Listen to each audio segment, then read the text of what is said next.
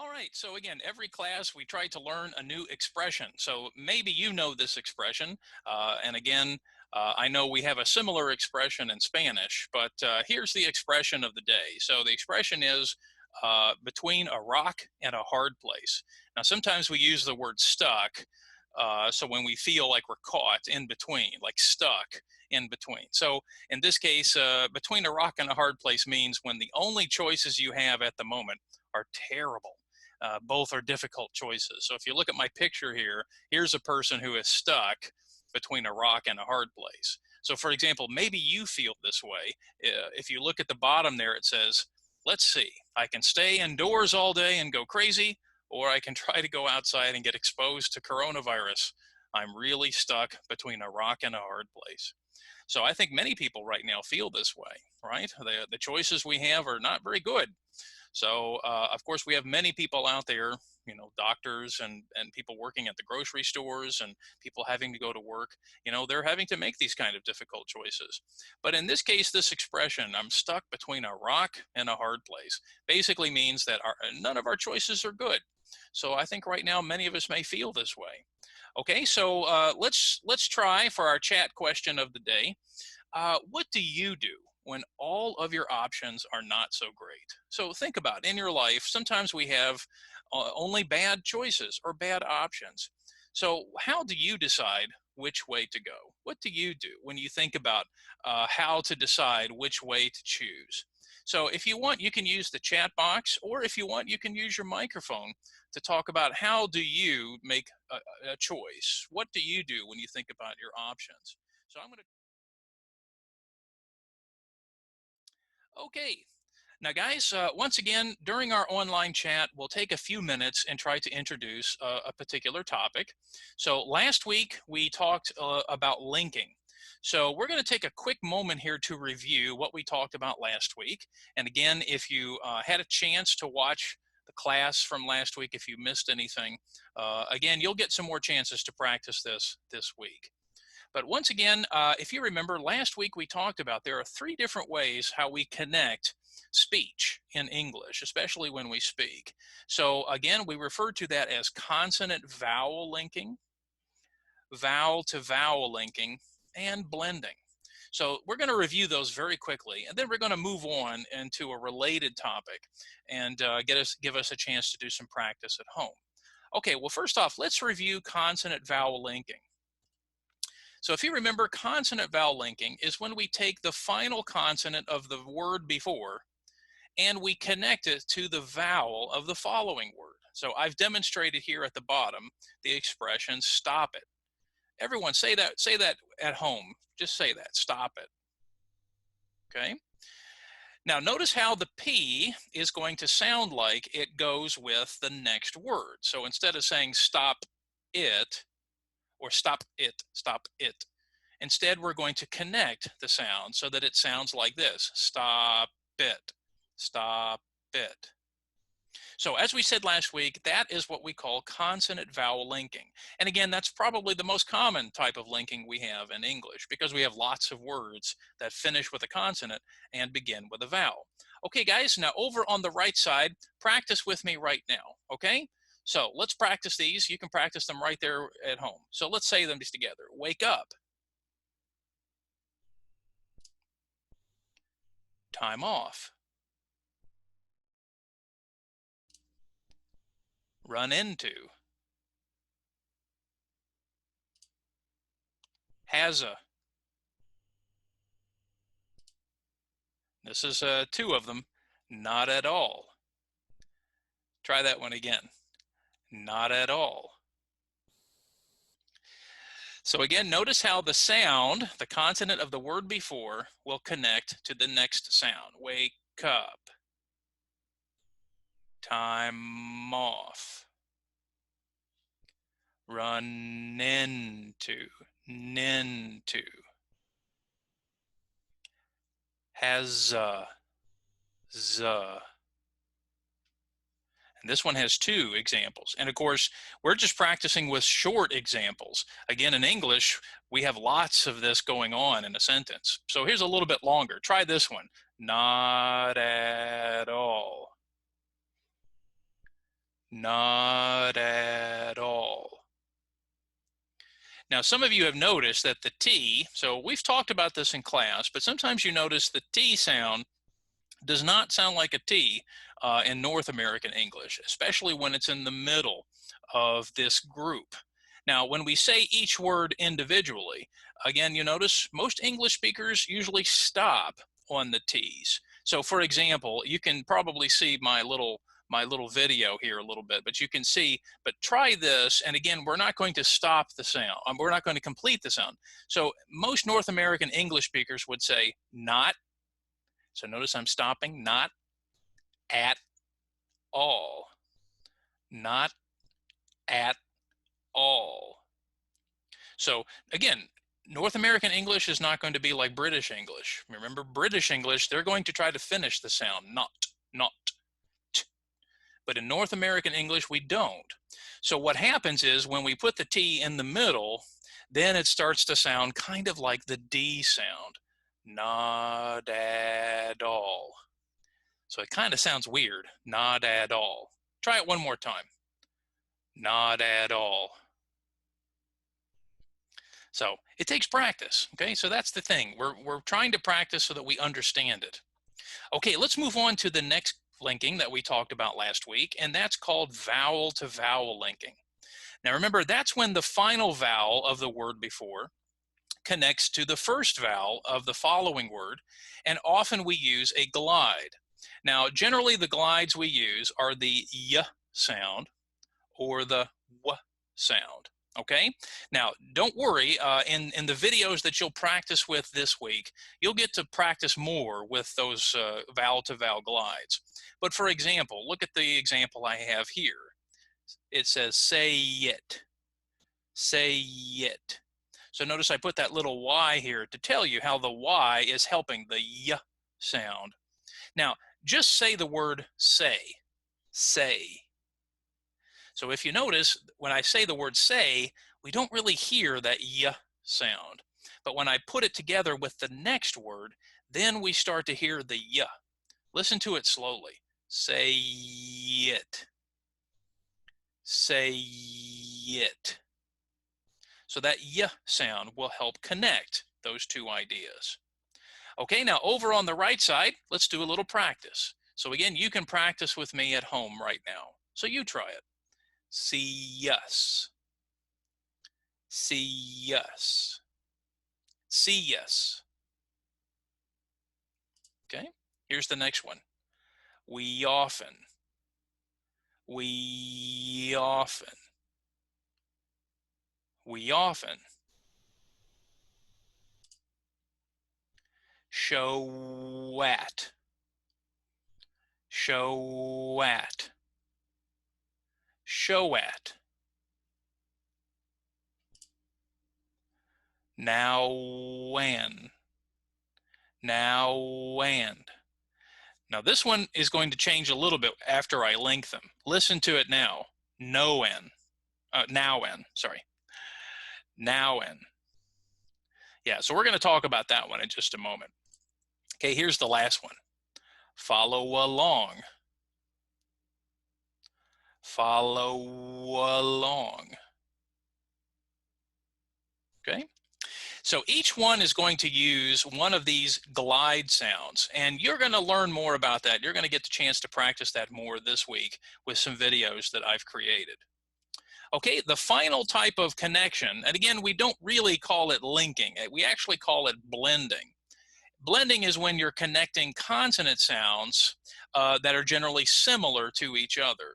So in the video this week, when you're practicing at home, we're going to talk more about how blending works. But again, for example, I've separated the D sound, but notice you're going to stop on the D in the first word, and you're going to finish it by connecting it to the second word. So just try it. Try this at home. Bad day. Bad day. So notice the first word, I stop on the D. Bad. Bad. And then I finish on the second word. Day. Bad day.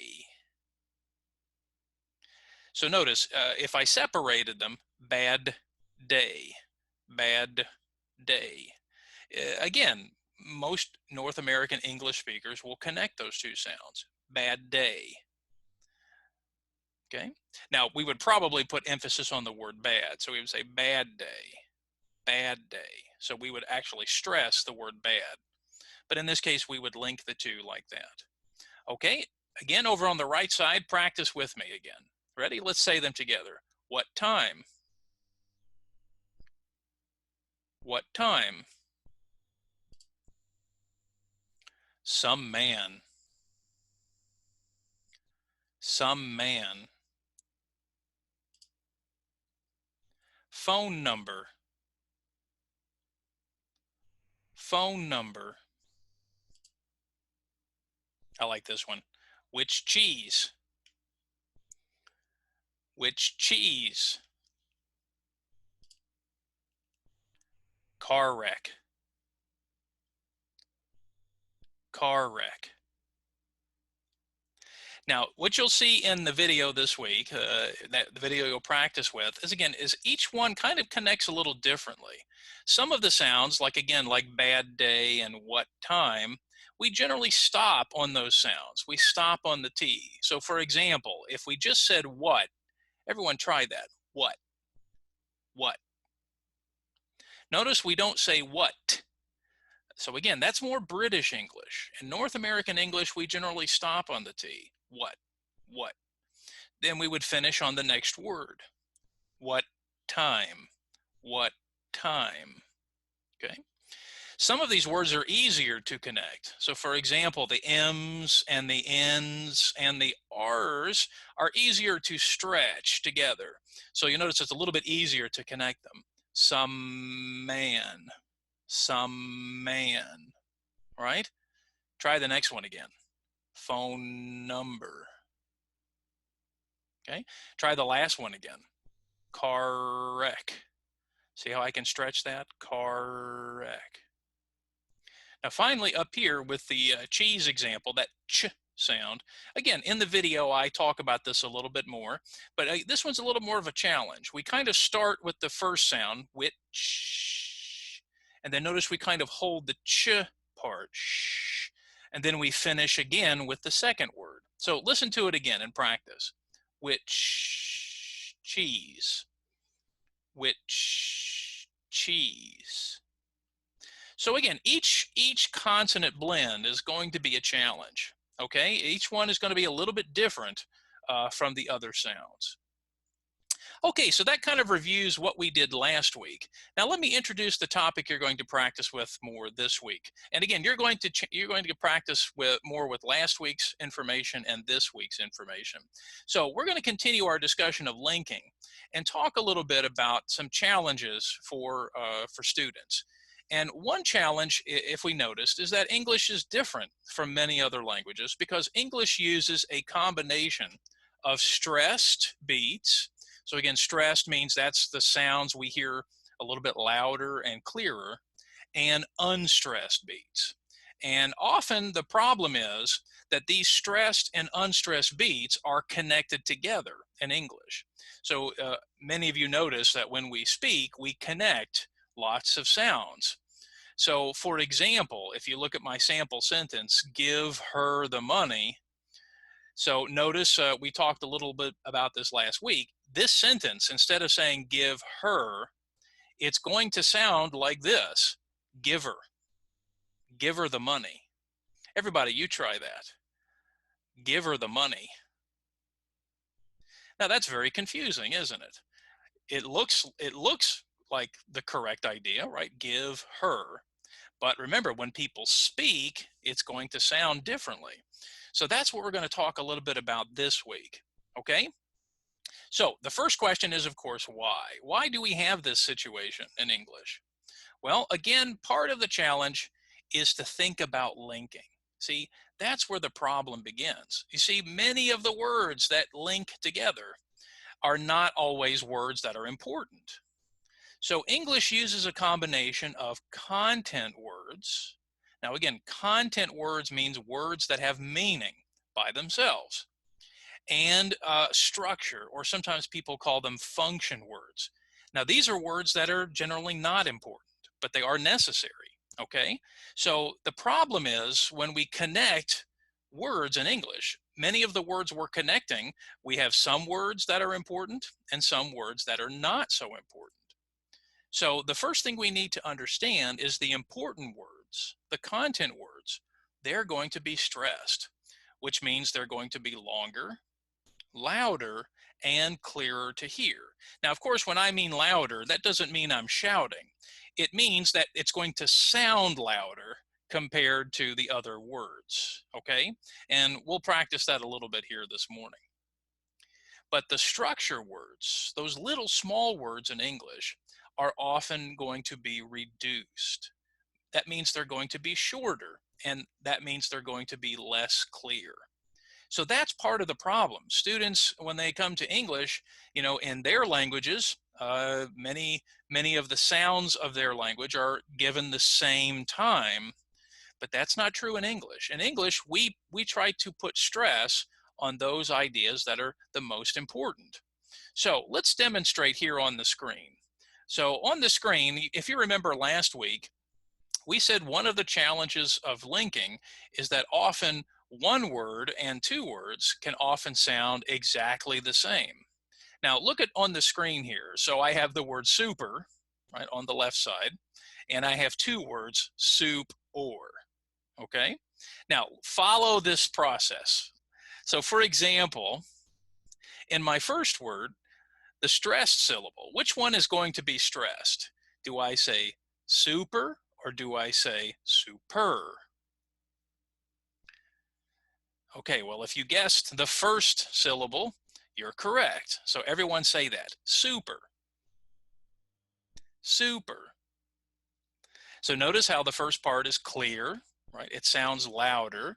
And the second part, not so clear, right? It sounds a little softer than the first one, okay? Now let's look over here on the right side. Now again, we're gonna follow the same idea, except now that I have two words, here's the first question. Which word is the content word? Which one is more important? Is it soup or is it or? Well, if you said soup, you're correct. So in this case, when we link the P to the O, right? So if we link them together, super, uh-oh, something happened.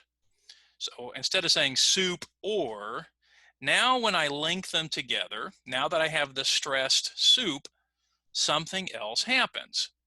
And that's what we're talking about here in this video. See, what happened was the or part here, the word or, is changing in sound. Now it sounds exactly like the ER in super. So now both of them sound the same. Okay, guys, try it. Super. Super. They sound exactly the same.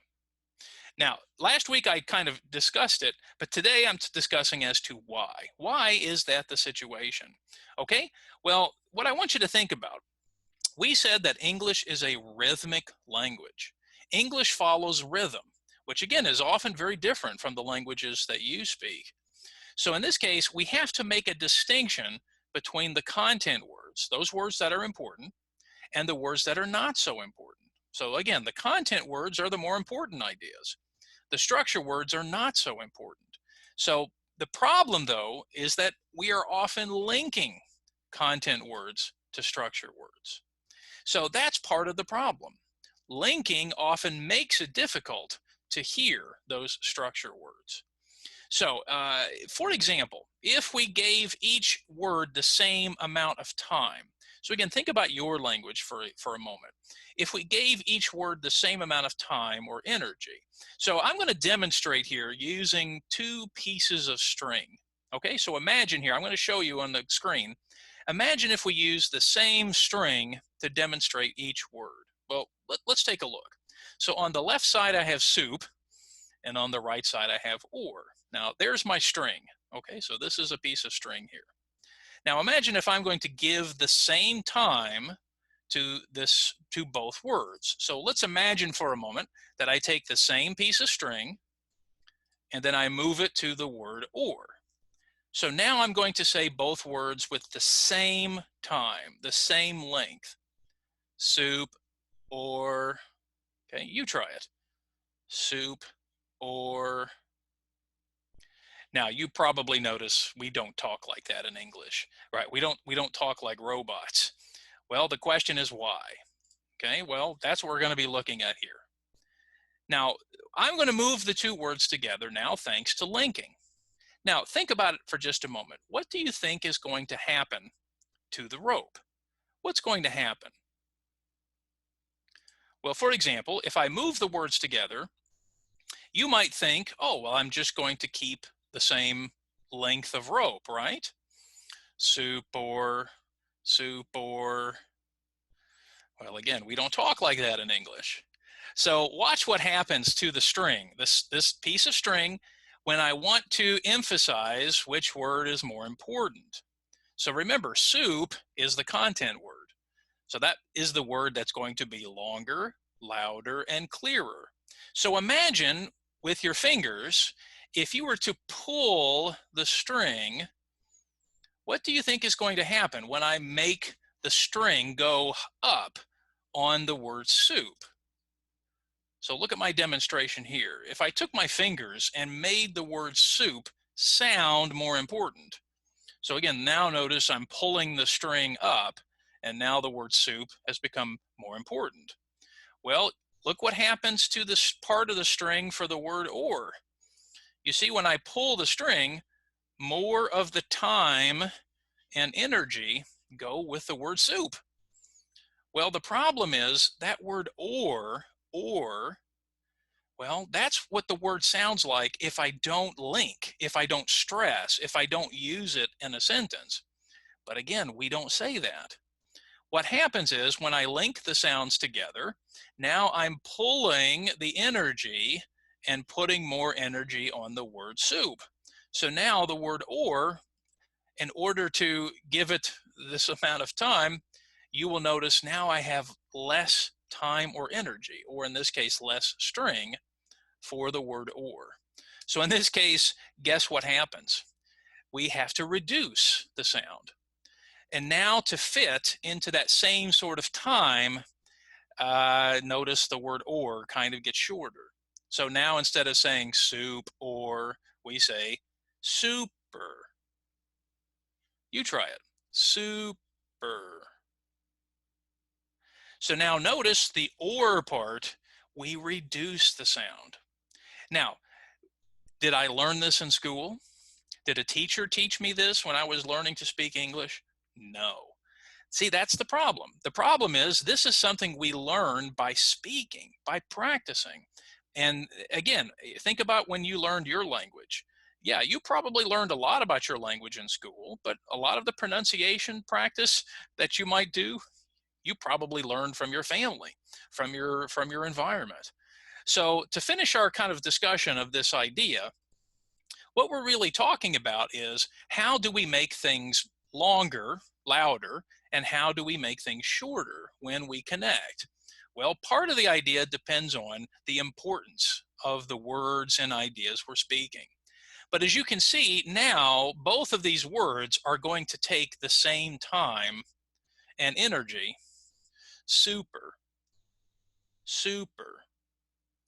So now the or is going to change. It's going to change. And part of the problem of connecting speaking and English to spelling, even English speakers have trouble spelling because, again, these are things we learn naturally. We don't learn a lot about this in school. So that's what we're trying to do here. So guess what? You're probably going to learn more about pronunciation than most English speakers do. Okay, so what we're talking about in today's lesson are what we call reductions. Everyone say that, reductions. So what we're trying to learn here today is that many of the words that are linked in English are unimportant. So what happens is we naturally reduce them in sound to make them sound shorter.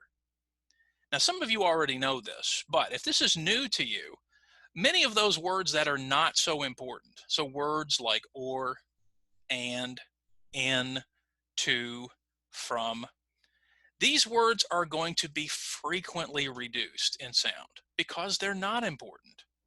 And they're especially difficult to hear. And the reason they're especially difficult to hear is because we often link them with other words. So that's part of the problem. Right now, your brain doesn't understand this. So that's what we're trying to do. We're trying to teach our brain how this works.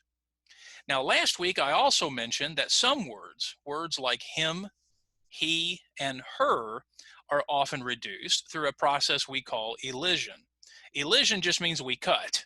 So in this case, we cut the H in these words to make them faster to pronounce. Now, when I cut the H, if you notice, the next sound is a vowel. So again, that's going to help a lot with those linking examples. Now, do you remember giver? Right? Giver, give her the money. Well, that was easy because I cut the H. So again, we called that the disappearing H. And you'll get a chance to practice that this week. Okay? So that's what I want us to kind of think about as we get close to finishing our chat this morning. You're going to have the chance to practice linking and reductions for homework before our chat next week. Okay? So for example, your next assignment is going to be posted in Google Classroom. So in just a moment, I will assign that to you. So there are 2 videos that I would like for you to watch and practice. So I have a linking video and I have a reductions video. And in the video, you'll get a chance to practice along with me. Again, I think when it comes to linking and reductions, practice is the best, and it's best to practice with a native speaker. So in this case, the video, you'll get a chance to practice with me, and you can do it on your own time, and you can do it as many times as you want, especially if you want to hear my beautiful voice. And then there's also a listening activity that I want you to do. So that listening activity also has some listening and some practice with linking and reductions. So I'm gonna pause for just a moment. I'm going to go to the classroom and just show you what the assignment's going to look like. Okay, so let me bring that up here.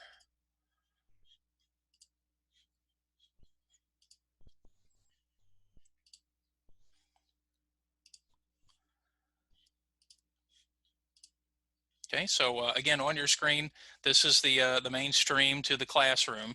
So under classwork, again, I will be posting this very shortly. It's called the linking and reduction practice. So I'm just going to show you, this is what it will look like when you get into either the phone app or the computer. So again, I've got the explanation of the activities I would like for you to do. There's a link to the videos that you can practice with at home. So again, there's a linking practice video. There's a reductions video that you can practice with. And then because I know if some of you are using this on your phone, if you don't have a computer, or maybe you have a computer or an iPad, but I know some students may not. So what I did, I have 2 documents here. I'm going to click on the document and just show you. This is what the document looks like. Okay, it says sentence stress, linking, and blending. And I've circled the different things I'm doing in the video. So if you have the opportunity to print or to look at another computer screen, if you want to follow along using the document, you can. But what I did is I also included it in the video. So that way you can look at the video, you can look at the screen, and you can practice along with me. I did the same thing for the reductions. I included a copy of the reductions document. This is what it looks like. And this is talking a lot about those structure or function words that we were discussing today. So again, you'll see on the left side what the words look like, but then in the video, we practice how to pronounce them. Now, everybody, if you can, please, please, please watch the 2 videos and practice with me. The first video, the linking video, is 23 minutes. The reductions video is 14 minutes. You can do one day, you can do one the other. But please, please, please practice them, okay? If pronunciation is something you're interested in, you need to practice it. So I've put these 2 videos together for you. And then finally, the listening activity. So let me click on the listening activity for just a moment. The listening activity looks like this. So you'll put in your name and your email. So for example, I'll just put in my email just to show you what it looks like. Okay, so again, and then each activity is going to have a little link to a video. Now, you don't have to watch the video. It's actually there just for listening, because as you click on the video to listen, each activity, and there are 3 parts to this activity, you have to listen and do something different. So for example, let me zoom in here for this one. You play the video to listen, and then what you do is you go to each number, and then you would choose which sentence did you hear me say. Then you click on it there, okay? So again, there are 3 activities in the listening activity with a different listening thing to do. So I've included the audio for you to listen to. So actually it's a YouTube video, but it's just audio for you to practice with, okay?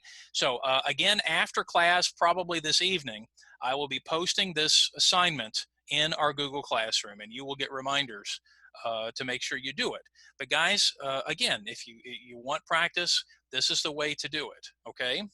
Now at the bottom, just want to show you very quickly, I've included the video from last week. So if you were not here last week, if you want to watch the video, you can. And then I'm going to post this week's video in this assignment as well. So that way, if you want to go back and review anything, you can. Okay, so let's return real quickly to our presentation. Okay, so again, all of these activities need to be finished by next Wednesday. So try to finish them by Wednesday. But you know what? If you've got lots of time, you can try it today, right? Okay. Now, everybody, I want to make sure I try to help everyone in this situation, to try to give some things that people are interested in. So here's what I'm going to do. So I've decided that our online chats, so the chats that we have once a week together, are going to focus on those pronunciation and grammar topics that students were interested in. So we'll probably practice on pronunciation for at least another week, and then we'll probably do some grammar topics that we can talk about. But I also want to give everybody a chance to practice just some speaking and just like a conversation time. So starting next Monday, okay, so that's next, April 6th, I'm going to host just a little kind of 30-minute time just for some conversation and chat. So in this case, I call it lunchtime with Mr. John. So from 12 to 12:30 on Mondays, and from 7 to 7:30, which are called evenings with Mr. John. These are just going to be some chats for kind of informal conversation. Okay, so this is not required for anybody to attend, but it would be great if you could. So I'll be sending reminders about this, but this will be a chance that you guys can actually talk. You know, here it's difficult to have the online chat and talk at the same time with everybody, but in the conversation time, it'll be a great chance for us just to talk. So in case you're interested, I'm going to be doing that for the next few Mondays. And then finally, some students expressed interest in writing. So in a few weeks, I'm going to put together a little set of workshops just in case you might be interested in learning how to write an essay. Now, I mentioned the TOEFL because the TOEFL usually has an independent writing section. It's pretty structured. So I'm going to include a few workshops on just how to write a TOEFL essay. So again, if you're interested, you'll get some information about that very soon. Also, some students did want to practice some interviewing, so I will set up some individual times to practice interviewing.